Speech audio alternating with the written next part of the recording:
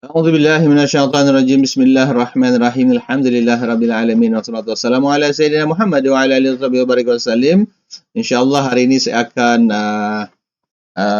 membentang proposal kajian saya kelestarian yang bertajuk Kelestarian Kawangan Masjid Kajian Negeri Sabah. Penilai saya adalah Dr. Saimi bin Bujang, pensyarah kanan asis Kampus Semarahan Sarawak, dan juga penilai kedua adalah Dr. Muhammad Faiz bin Muhammad Yusuf, pensyarah kanan asis Shah Alam Selangor.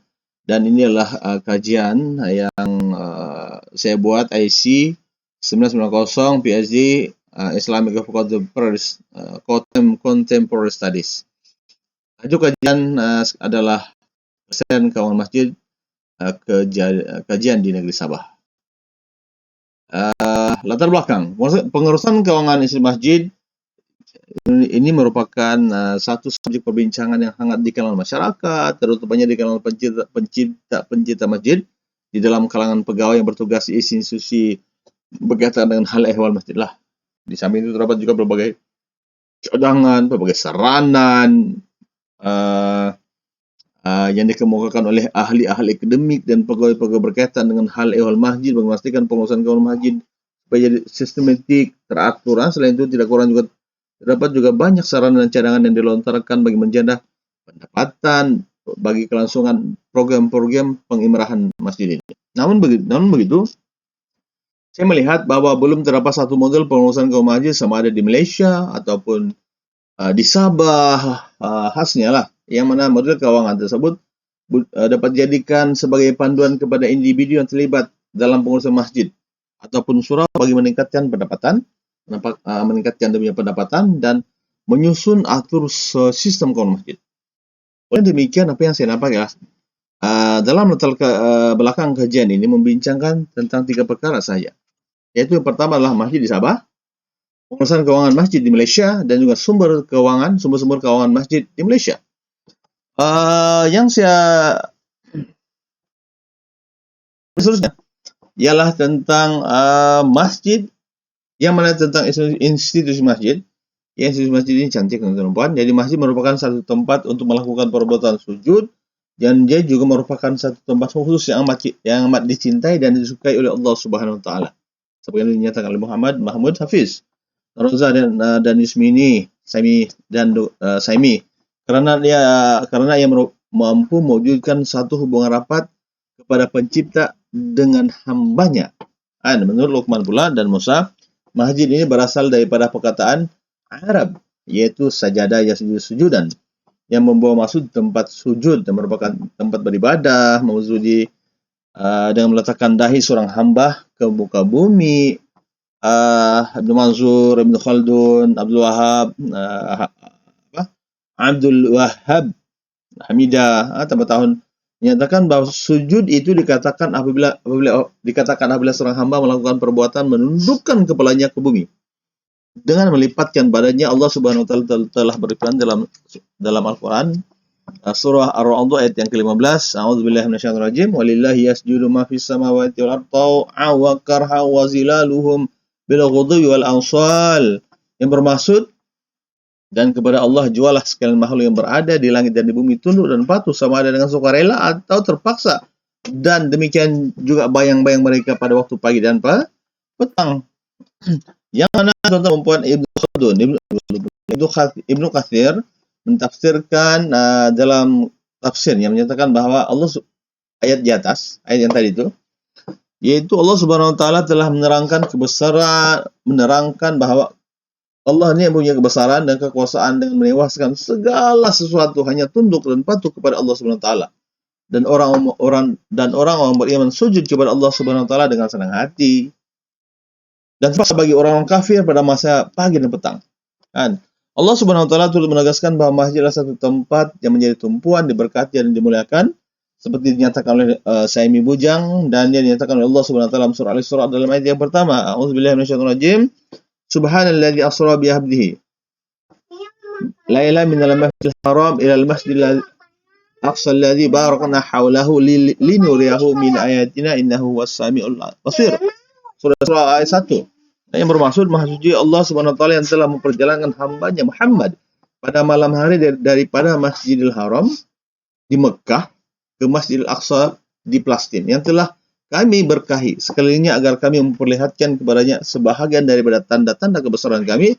Sesungguhnya dia adalah maha mendengar dan maha mengetahui. Jadi Ibnu Katsir mentafsirkan dengan jelas ayat ini bahwa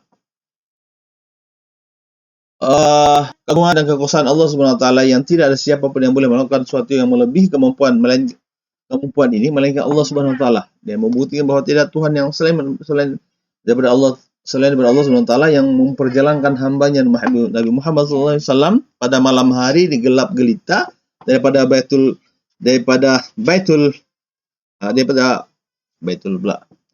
Mekah, Baitullah di Mekah dan ke Baitul Maqdis yang terletak di Palestina, tempat asal para nabi dahulu. Dan dikumpulkan pada malam tersebut para nabi yang menunjukkan bahwa Nabi Muhammad sallallahu alaihi wasallam adalah pemimpin yang agung. Ibnu Katsir 2000 dalam tafsirnya. Untuk yang dirahmati sekalian, maka masjid kita melihat di sini bahwa kita melihat di sekitar Masjidil Haram dan juga di sekitar Masjid Aqsa di Palestina menjadi pusat penting untuk umat Islam dalam melaksanakan berbagai aktiviti dan program yang dapat meningkatkan syiar Islam. Dan ia perlu merealisasikan fungsi dan peranannya sebagai pusat memajukan umat Islam yang boleh mengubah mereka berada di sekitar kedua masjid ini ke arah kejayaan pertama dunia dan juga akhirat. Dan di samping itu dia juga telah membuktikan dapat memberikan sumbangan yang amat besar nilainya kepada kemajuan dan perkembangan tamadun Islam dan tamadun dunia khususnya. Ali Abdul Halim Mahmud menyatakan sedemikian. Dan juga Muhammad Mahmud Hafiz yaitu menyatakan bahwa ia membuktikan bahwa Nabi Muhammad SAW dan umat Islam di Madinah telah menjadikan Masjid Nabawi sebagai pusat pendidikan, pentadbiran dan perbincangan mengenai segala bagian berkaitan dengan kehidupan di dunia dan akhirat. Baginda Nabi SAW menjadi sebagai seorang ketua negara, turut melakukan berbagai aktiviti bagi mengimarahkan masjid ini melalui kaidah berkhutbah, berdakwah, beriktikaf, menjadi imam dalam salat-salat fardu, menerima tetamu, berbincang dengan para sahabat mengenai kehidupan masyarakat Islam dan sekitarnya, menulis dan mengirim surat kepada raja-raja dan ketua negara lain di luar Madinah.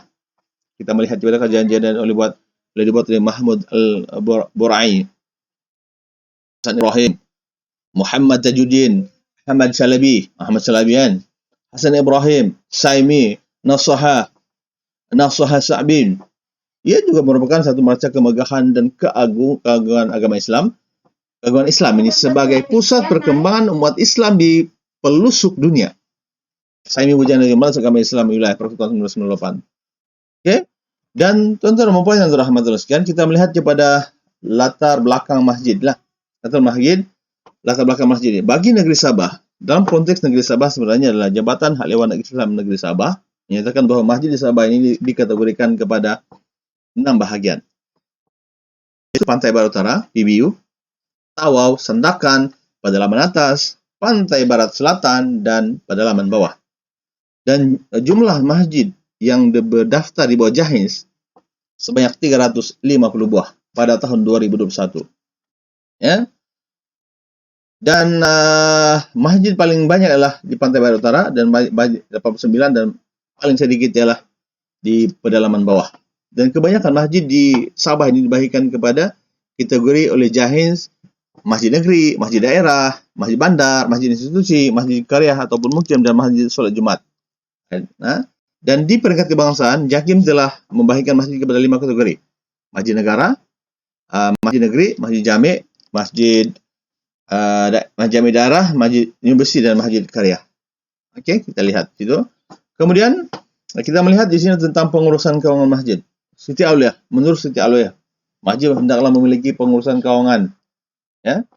Apa kata Alawiyah? Masjid hendaklah memiliki pengurusan keuangan yang kukuh serta mantap kerana ia merupakan satu proses dalam membuat keputusan, decision making yang melibatkan perancangan, pada perolehan dan menggunakan sumber keuangan yang ada dalam memastikan objektif dapat dicapai oleh organisasi. Maka bagi masjid yang tidak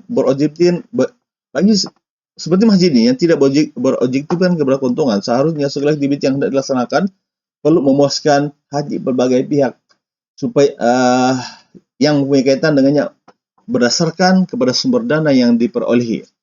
Kan Baker selalu ini. Jadi Scott menyatakan bahwa pengurusan keuangan ini, pengurusan keuangan adalah satu aktiviti yang bagi mengawal dan mencipta nilai atau menjadikan kekayaan dalam ekonomi, melibatkan proses merancang, mengarah, memantau, menyusun atur, bukan menyusun, Allah Akbar. Menyusun, okay? Menyusun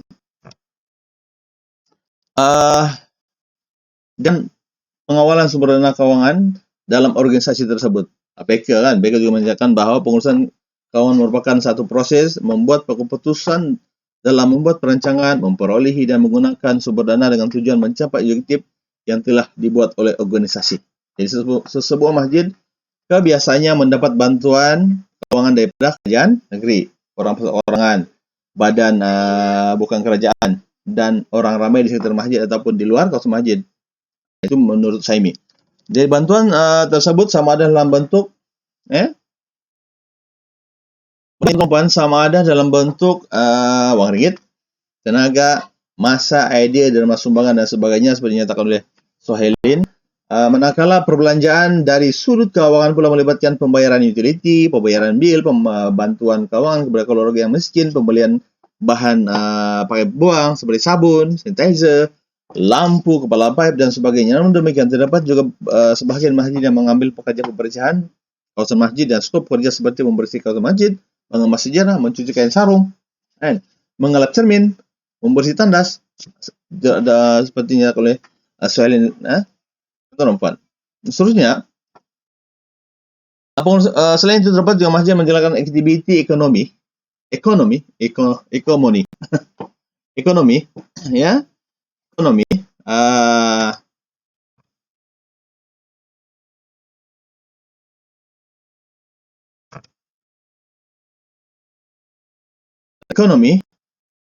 untuk menambahkan pendapatan keuangan masjid seperti menjual bahan-bahan makanan, penyewaan bangunan, sewaan kendaraan, sewaan bilik kuliah, mengadakan kelas tuition, kelas mengajar Al-Quran, kelas agama, kelas bahasa Arab dan sebagainya. Menurut Saimi, di pendapatan daripada perkara itu menyumbang kepada pendapatan masjid. Menurut Johnny Tamkin, terdapat juga masjid yang menyediakan sumbangan dalam tiap tertentu seperti bulanan, yaitu ahli jawatan kuasa masjid memberikan satu nilai jumlah ringgit dan diberikan kepada individu seperti pembelian Al-Quran, ikut bilangan keperluan dan diberikan kepada individu untuk memberikan sumbangan ikhlas. Menurut Saimi, di pendapatan masjid ini memerlukan kecekapan mengurus kawasan masjid supaya mendapat kepercayaan daripada masyarakat sekitar. Ya, jadi aturan pengurusan kawasan masjid di Malaysia pada umumnya telah mendapat panduan dengan jelas dan menyeluruh daripada Jabatan Agama Negeri ataupun Majlis Agama Islam Negeri mengikut negeri masing-masing. Ya, menurut Saimi, seperti Majlis Agama Islam Selangor, Majlis Agama Islam Sarawak, Majlis Agama Islam Sabah, MUIS di bawah kendalian Jabatan Hal Ehwal Negeri Sabah dan sebagainya. Semua panduan ini telah disebar luas kepada setiap masjid dan surau. Pelaksanaannya dan pengurusan masjid hendaklah mematuhi setiap arahan yang diberikan kepada ahli jawatan kuasa masjid tersebut. Jadi kebanyakan pengurusan kawasan masjid di Malaysia ini berpandukan kepada kaedah-kaedah pengurusan kawasan yang telah ditetapkan oleh pihak Majlis Agama Islam Negeri. Menurut saya milah, sebagai contoh, Majlis Agama Islam Sarawak telah menetapkan garis panduan kawangan masjid di seluruh negeri Sarawak melalui prosedur kawangan jawatan kuasa pengurusan masjid dan surau di negeri Sarawak 2004, pindaan 2008 dan 2009. Prosedur kawangan ini adalah bertujuan untuk menyelaraskan amalan-amalan pengurusan dan pentadbiran kawangan dalam kawangan jawatan kuasa pengurusan masjid dan surau negeri Sarawak, menyergamkan format bentuk rekod dan pelaporan dan laporan keuangan kepada lembaran imbangan, kunci kira-kira dan penyata pendapatan dan perbelanjaan supaya dapat memberikan gambaran jelas dan menyemaikan budaya pengurusan dan pentadbiran keuangan yang sistematik, telus dan mempunyai kawalan dalaman yang asaslah yang betul. Okey. Kemudian begitu pengelolaan keuangan masjid di negeri Sabah diselia oleh Majlis Agama Islam Sabah di bawah pemantauan dan selian Jabatan Hal Ehwal Islam Negeri Sabah (JAHIS) yang menyelaras setiap urusan dan tadbiran khusus kepada surau dan masjid negeri Sabah Oke. Soalin 2020, MUIS 2021, Jahin 2021 yang berkaitan dengan perekodan dan pelaporan keuangan. Setiap tahun yang berupa jumlah pendapatan dan perbelanjaan keuangan, segala isu dan masalah yang berkaitan dengan surau dan masjid turut di bawah urus tadbir Jahin. Inilah. Jadi bagi Negeri Selangor, Majelis Agama Islam Negeri Selangor turut mempunyai undang-undang dan peraturan yang telah ditetapkan oleh MAIS kepada surau dan masjid untuk diikuti dan dipatuhi oleh pentadbiran masjid dan surau. Segala pendapatan perbelanjaan apa-apa yang berkaitan dengan urusan ini adalah dibuat perekodan dan pelaporan, kemudian diserahkan kepada MAIS setiap tahun. Begitu juga dalam urusan audit dalam dan audit luar yang wajib dilaksanakan oleh setiap masjid dan surau 2021 ini, MAIS, oleh MAIS 2021. Maka kesimpulannya didapati bahwa semua majelis agama Islam di seluruh Malaysia termasuk Sabah dan Sarawak telah mempunyai satu, saya melihat satu tata cara pengurusan keuangan bagi setiap surau masjid. Namun demikian juga terdapat beberapa kekurangan dan kelemahan dari sudut pelaksanaan, khususnya dalam pengurusan keuangan masjid. Mari kita lihat seluruhnya. Yaitu Siti Auliah dalam kajiannya menegaskan bahwa wujud kelemahan di dalam pengamalan pengurusan keuangan masjid di seluruh Malaysia, contohnya dari sudut pengamalan belanjawan yang mana tuan-tuan dan puan yang sekalian,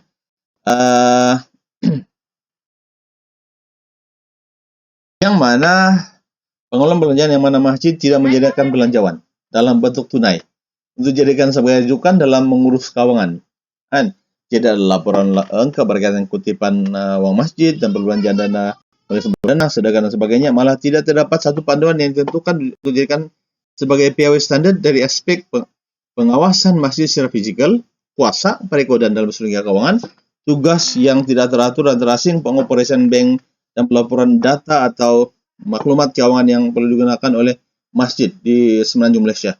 Jika berlaku kelemahan ini di masjid, pastinya menimbulkan penyelewengan, antaranya kecurian, penipuan, program atau aktiviti masjid menyalahi perundangan negara.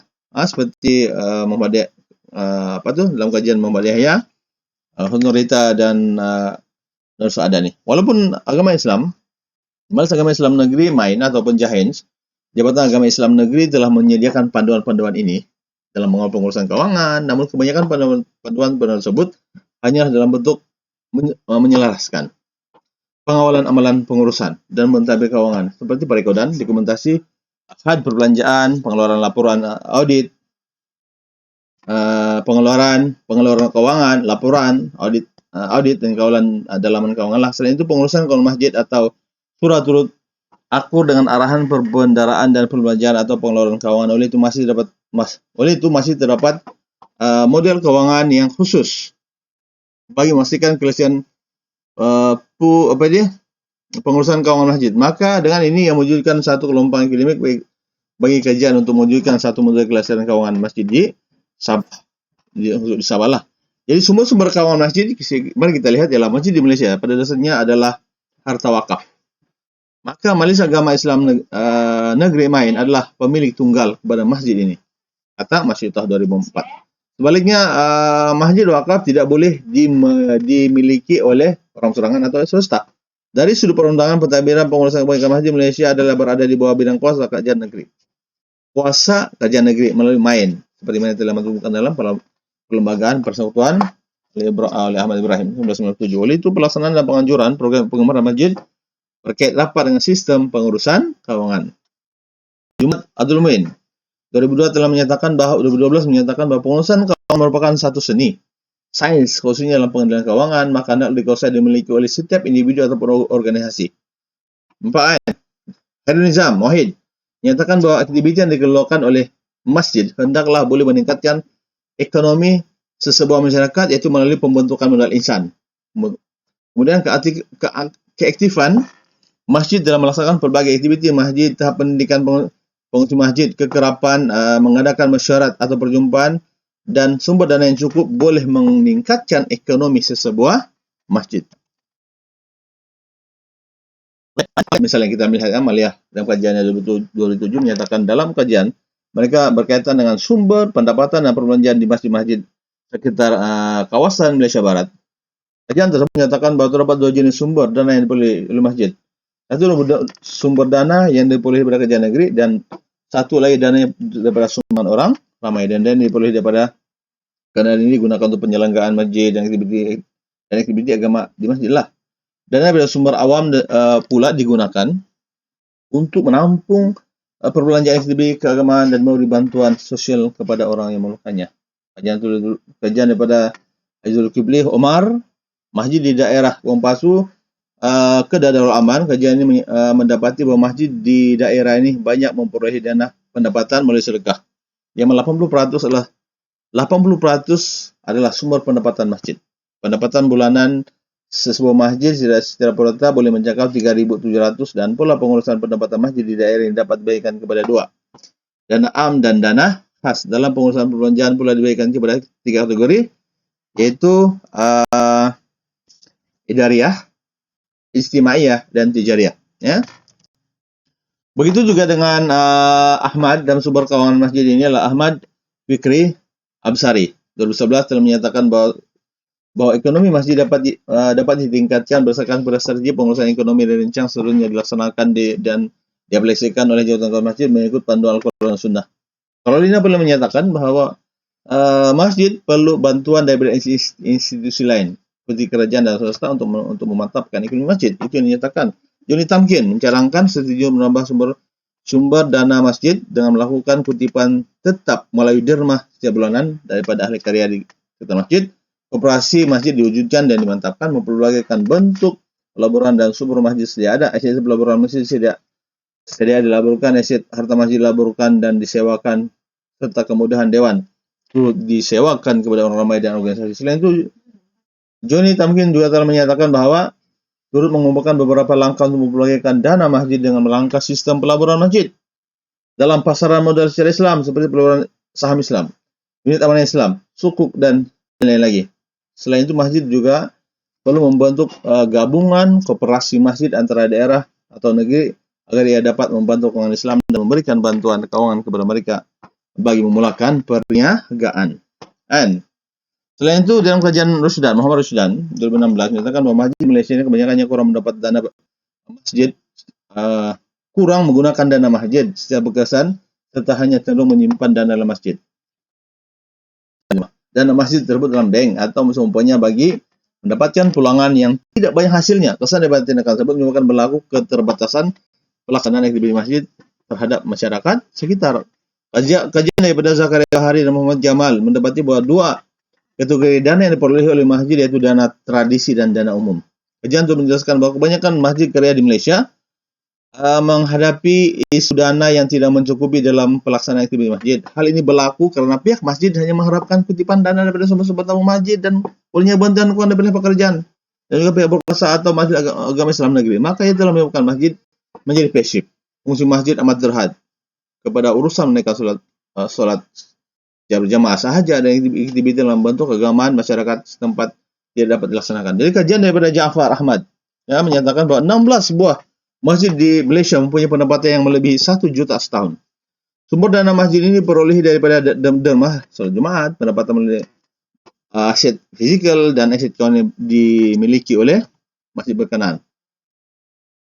Jadi, walaupun terdapat banyak kajian dan penulisan menjelaskan tentang pengurusan keuangan Islam dan pembangunan ekonomi Islam, namun penyelidik mendapati kebanyakan kajian dan penulisan tersebut dalam bentuk secara umum. Bentuk umum dan perbincangan tersebut bergeser kepada pembangunan ekonomi dan pendapatan negara serta jurang berkaitan dengan pengurusan keuangan di Malaysia. Pengurusan keuangan masjid di Malaysia. Selain itu, kebanyakan kajian dan penulisan berkaitan dengan pembangunan ekonomi masjid dan pengurusan keuangan masjid pula hanya mencadangkan beberapa tindakan yang dirasakan perlu bagi meningkatkan tempat masjid. Oleh demikian, saya, penyelidik, mendapati bahwa belum terdapat mana-mana kajian atau artikel akademik yang membincangkan tentang model kelestarian keuangan masjid di Malaysia amnya dan di Sabah khususnya. Dan dengan ini, penyelidikan berusaha untuk mengenal pasti amalan pengurusan keuangan masjid di Sabah. Dan penyelidikan ini dijangka dapat menghasilkan satu model, yaitu model kelestarian pengurusan keuangan masjid. Model tersebut berupaya menjadikan sebagai rujukan dan panduan kepada pihak berkaitan dengan institusi masjid. Itu yang kita buatlah. Kemudian permasalahan kajian yang dibuat adalah kajian Mengenai institusi masjid sememangnya telah banyak dilakukan oleh hal akademik dan bukan akademik, banyak. Selain itu, isu-isu berkaitan institusi masjid terus hangat diperkatakan dan dibincangkan sama ada secara formal ataupun tidak formal, sebulan seminar atau bengkel dan sebagainya lah. Kajian-kajian, kebanyakan kajian-kajian akademik dan komprehensif berkaitan dengan institusi masjid hanyalah meliputi sejarah institusi masjid, pengurusan pentadbiran, etika dan proporsionalisme pegawai masjid, fungsi, peranan, jabatan kuasa pengurus masjid, dan program-program pengimarahan, kelas pengajian dan seni bina masjid. Sebenarnya tidak dapat dinafikan semua itu, bahwa terdapat juga kajian dan perbincangan secara khusus tentang keuangan dan penjana pendapatan, pelaporan keuangan masjid, dan pelbagai cadangan yang dikemukakan bagi meningkatkan pendapatan keuangan masjid. Namun penyelidik mendapati bahwa perbincangan dan kajian tersebut dilakukan secara berasingan dari satu komponen masjid, dari satu komponen keuangan masjid dengan komponen keuangan masjid yang lain. Sebagai contoh, kajian dilakukan oleh Ja'far Ahmad 2010 dan kajian Yahya 2012 berkaitan dengan aspek penjanaan pendapatan dan perbelanjaan keuangan masjid. Abdullah 2009 turut membincangkan tentang pelaporan keuangan masjid dan birokrasi dalam skop prosedur keuangan masjid. Ini bahagian apa nih? Ini bahagian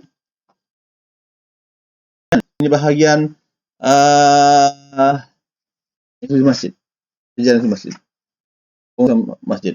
Itu yang dibuat oleh yang ini. Kemudian apa yang dibuat oleh Al-Alawiyah menyatakan masjid negeri di Malaysia ini mengamalkan satu sistem teratur dari aspek kawalan dalaman, terutama penerimaan hasil kawalan masjid dan penggunaannya. Namun terdapat isu pelaporan dan sudut macam mana pembelanjaan hal tersebut. Penyelidik mendapati bahwa kajian analikal atau perbincangan tersebut hanya sudah fokus kepada panduan penjanaan pendapatan tanpa menjelaskan fungsi keuangan masjid yang lain. Seperti panduan pentadbiran sumber,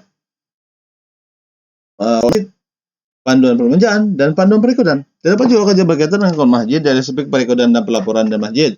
Kajian dilakukan oleh Azhar Abdul Wahab 2008, di mana berkenaan dengan pengurusan keuangan masjid di kota Serta, menjelaskan bahwa pengurusan keuangan masjid bukan hanya dilihat dari sudut pencatatan urus keuangan dan pelaporan saja, tapi ia juga dilihat kepada aspek bagaimana mendapat dana yang betul. Kajian dilakukan oleh Gani misalnya. 2010 juga Amir Al-Hajj 2015 menyatakan bahwa audit keuangan masjid perlu dilakukan bagi memastikan kawalan terhadap kualiti keuangan organisasi masjid sama ada pencapaian perancangan awal masjid dicapai atau sebaliknya. Audit dalam bagi sebuah organisasi itu berperanan dalam meningkatkan accountability awam untuk mencapai keseimbangan dalam pengurusan keuangan masjid, ya. Dan juga dalam aspek kawalan kualiti keuangan ini, khususnya berkaitan dengan audit masjid, telah dijelaskan dalam kajian oleh Rokiah dan geng-gengnya et al. 2008 di daerah Dungun Terengganu, mendapati bahwa pengurusan masjid tidak mempunyai satu cara atau kaedah pengurusan audit keuangan yang sistematik atau teratur khususnya dalam perikodan, aliran masuk sumber dana masjid. Namun demikian, tapi tidak penyelewengan. Kajian dilakukan oleh Syahilin 2020 berkaitan dengan perikodan, pelaporan sumber pendapatan masjid dan perbelanjaan serta audit di Ranau Sabah, mendapati bahwa pengurusan keuangan di masjid di Ranau Sabah, semua masjid membuat perikodan dan pelaporan masjid, ya, kepada ahli karya masjid. Ada sumber pendapatan yang membelanjakan mengikut keperluan masjid serta beberapa bahwa masjid melaksanakan audit dalam dan luar. Namun kajian ini dilakukan tersebut hanya berfokus kepada panduan perikodan dan pelaporan keuangan masjid. Kajian-kajian berkaitan dengan perikodan dan pelaporan keuangan masjid tidak diberikan panduan, tidak memberikan panduan berkaitan dengan pentadbiran sumber keuangan, macam mana panduan penjanaan pendapatan dan panduan perbelanjaan keuangan masjid.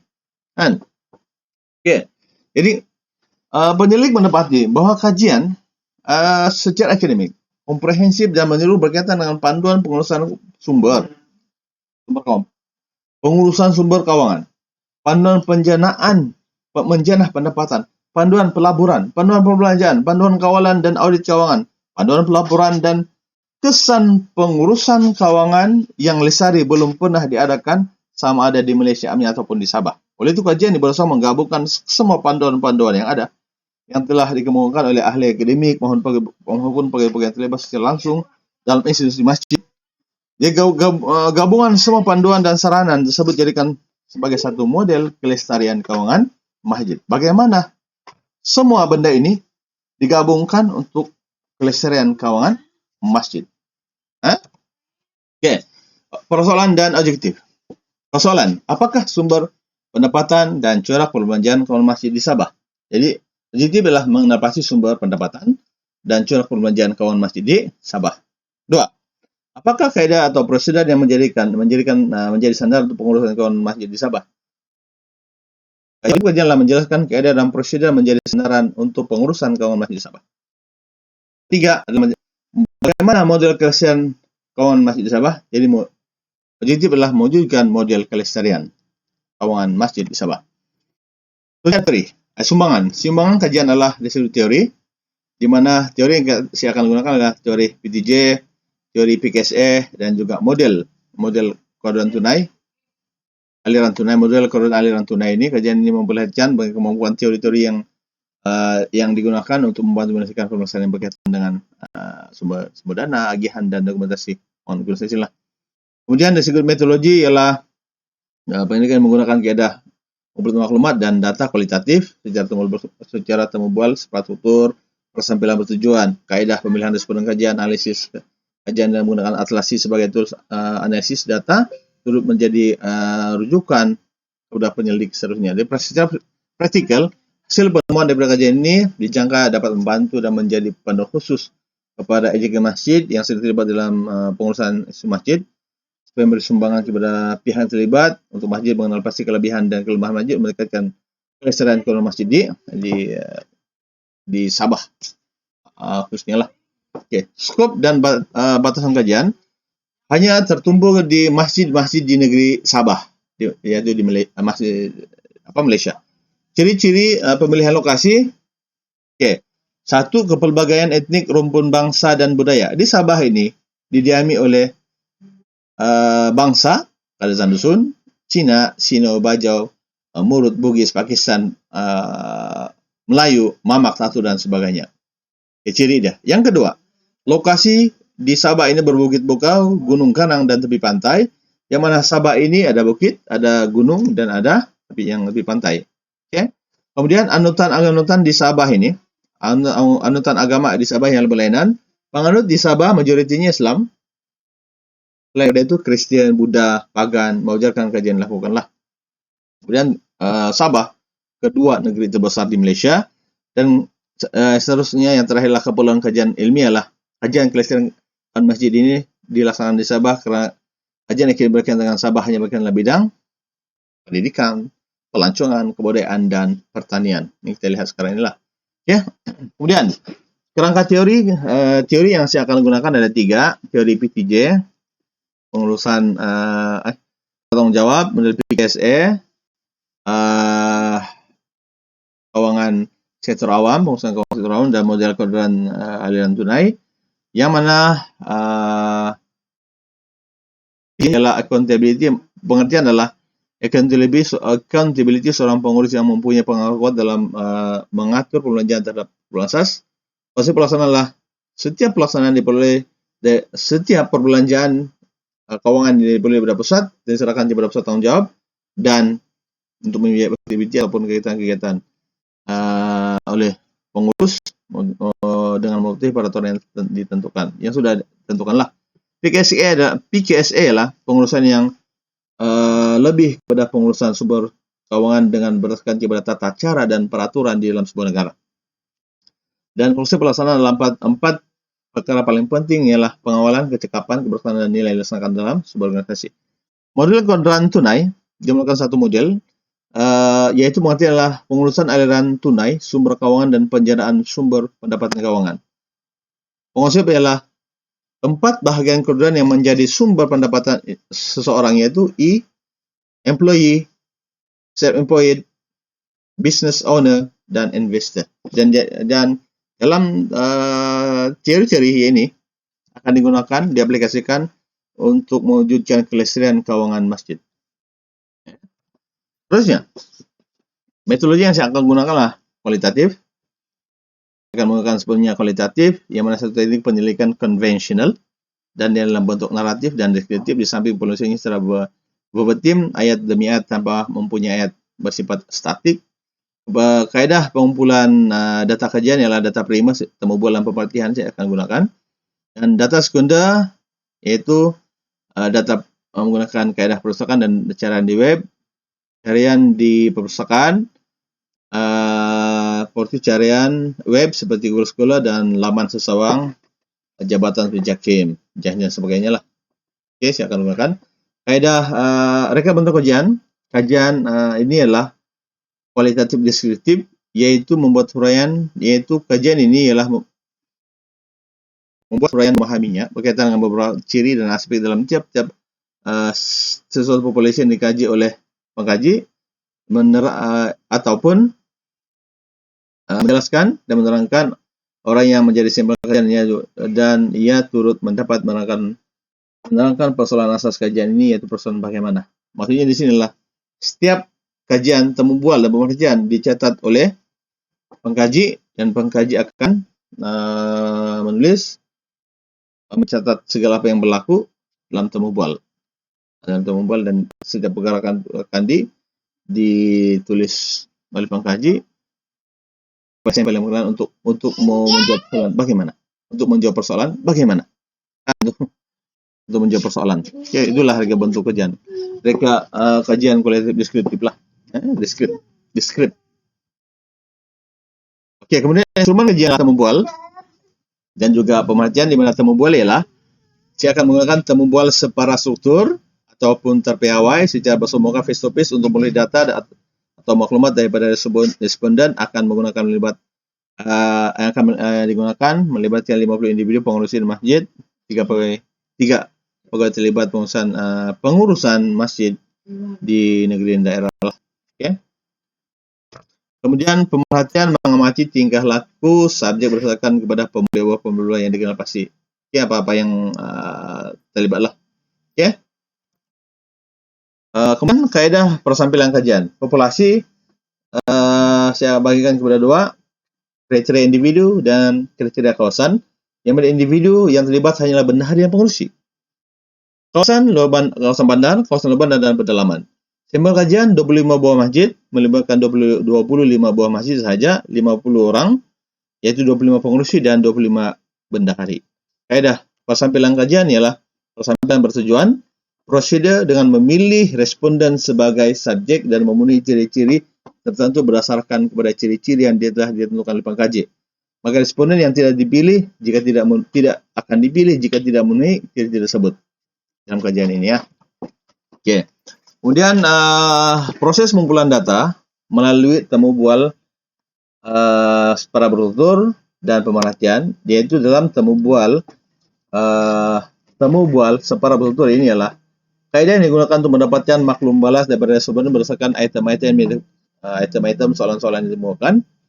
Menurut Ida Sawang, ialah temu bual secara bertutur memerlukan pengkaji menyediakan panduan temu bual yang memenuhi soalan berkaitan dengan objek kajian. Jadi pemerhatian adalah penyelidik atau pengkaji. Saya akan mengamati tingkah laku subjek berdasarkan kepada menjawab persoalan kajian dan menjawab objek kajian yang dikenal pasti. Analisis data. Saya akan menggunakan analisis data secara metode induktif, metode induktif, dan metode didaktif. Oke, yaitu dalam induktif ini saya akan menganalisa.